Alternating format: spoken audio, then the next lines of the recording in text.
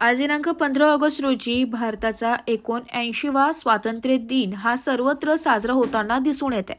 त्याच पार्श्वभूमीवर नाशिकमध्ये देखील स्वातंत्र्य दिन हा मोठ्या उत्साहात साजरा करण्यात आलाय।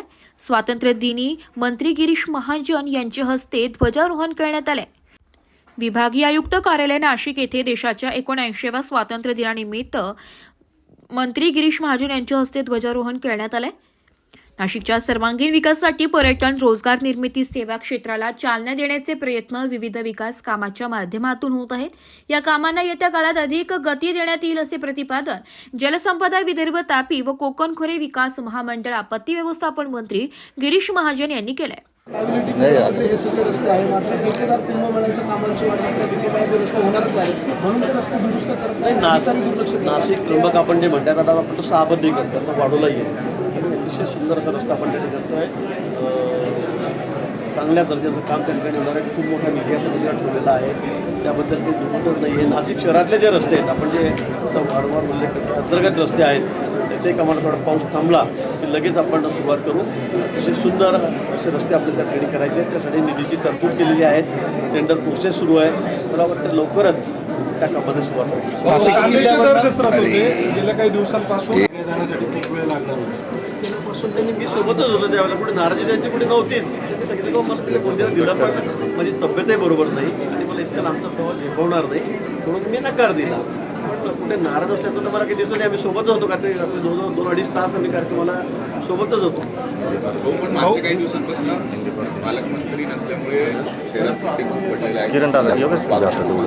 अनेक अडचणी आहेत आणि विस्कळीत झालेलं आहे। हे सगळं पालकमंत्री नाही म्हणून कामं रखडतात, अशा पद्धतीचे लोक चालले। पालकमंत्री नाही म्हणून कामं रखडले किंवा निधी वाटप होत नाही असं नाही आहे। माननीय मुख्यमंत्री महोदय अजितदादा आहेत, फायनान्स मिनिस्टरही आहेत, सर्व निधीचं वाटप व्यवस्थित चाललेलं आहे। आता कुंभमेळ्याच्या निमित्ताने आपण बघितलं असेल किंवा आता आपण बघाल थोड्या दिवसामध्ये सर्व रस्ते आता आपण चकाचक करतोय, नवीन करतोय।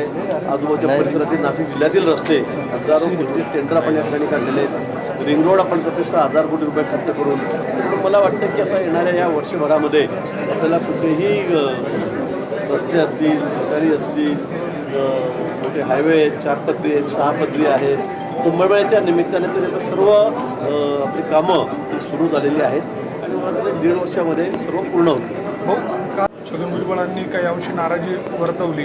जाहीर भाषणामध्ये ते म्हटलं की रिंग रोड किंवा ई विकास कामं नाही केली तरी चालतील, गोदावरी मात्र स्वच्छ करा। प्रचंड त्यामध्ये घाण मिसळली जाते आणि आपण हे पाप करतोय।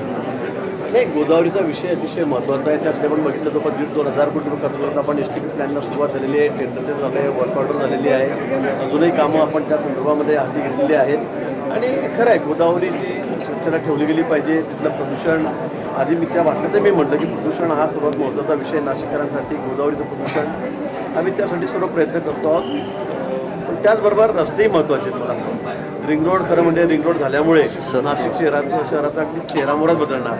विकासाच्या दृष्टीने अतिशय हा महत्त्वाचा असा रस्ता आहे आणि म्हणून मला वाटतं ट्रान्सपोर्टेशन हे प्रत्येक शहराला असलं पाहिजे, कनेक्टिव्हिटी असली पाहिजे। मग ती रस्त्यांची असेल, रेल्वेची असेल, विमानाची असेल, त्याशिवाय इथला विकास होऊ शकत नाही। त्यामुळे नाशिक तर आता आपलं खूप पुढे चाललेलं आहे। आपण बघतात इथे अनेक गोष्टी आहेत याची आपल्या सर्वांना कल्पना आहे। त्यामुळे मला वाटतं रस्ते होणंसुद्धा एक क्रमप्राप्त आहे। आज आपण बघतोय मुंबई नाशिक, पुणे नाशिक हा रस्ता आता शेवटच्या टप्प्यामध्ये जाईल, समुद्री मार्गाला आपण जोडलेला आहे। त्यामुळे खूप मोठा फायदा विशेष करून उद्योजकांसाठी, शेतकऱ्यांसाठी याचा मोठा फायदा तेही आवश्यक आहे। दोन्ही गोष्टी आवश्यक आहेत। पालकमंत्री नसताना नाशिकचा मान भेटला ध्वजारोहणाचा। नशीब आणखी तुम्हाला काही वाईट वाटतंय का? फक्त ते अधिकृत पाहिजे एवढंच, फक्त ते अधिकृत पाहिजे। हे अधिकृतच झालं ना, नाव नाही आलं, पालकमंत्री म्हणून नाव नाही आला। त्याच शासनाने स्वातंत्र्य दिनासाठी प्रेरणा होण्यासाठी मला या ठिकाणी पाठवलं, माझी नियुक्ती केली।